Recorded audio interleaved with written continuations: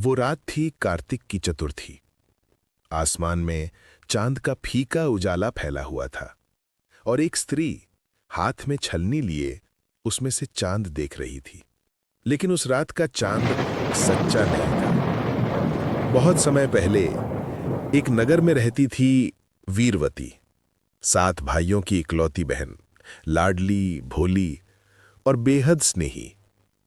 उसका विवाह हुआ एक सुयोग्य युवक से, और विवाह के बाद जब पहली बार करवा चौथ आया, वो अपने मायके में थी, अपने भाइयों के बीच हंसी और स्नेह से भरे वातावरण में।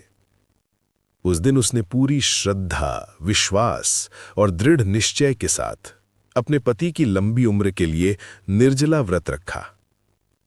पूरे दिन न अन्न न जल।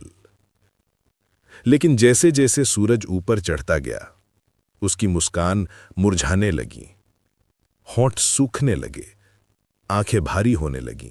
7 भाई चिंतित थे। वो उनकी सबसे प्यारी छोटी लाडली बहन थी, जिसे उन्होंने कभी कोई कष्ट नहीं होने दिया था। हमारी बहन कहीं भूख प्यास से बेहोश ना हो जाए। और तब उन्होंने एक तरकीब सोची, प्यार भरी पर अनजाने में खतरनाक।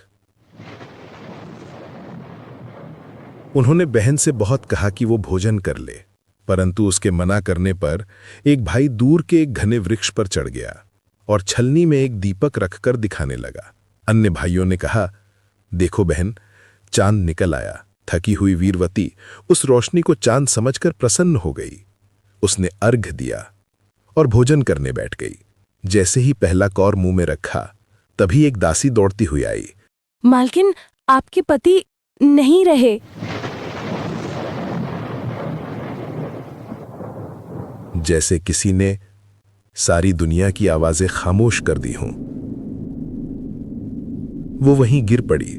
चांद का उजाला भी जैसे काला पड़ गया। उसी रात जब वो रोती हुई जमीन पर पड़ी थी, एक दिव्य आभा उसके सामने प्रकट हुई। देवी पार्वती। उन्होंने कहा, वीरवती, तुम्हारे भाइयों ने प्रेम में छल किया, जिससे तुम्हारा व्रत भंग हो गया। परंतु यदि तुम पूरे 1 वर्ष तक हर महीने की चतुर्थी को श्रद्धा से व्रत रखो, तो मैं तुम्हारे पति को जीवन दूंगी। वीरवती ने प्रण किया। देवी, जब तक प्राण रहेंगे मैं व्रत रखूंगी। समय बीता। 12 महीने बीत गए। अगली करवा चौथ की रात थी।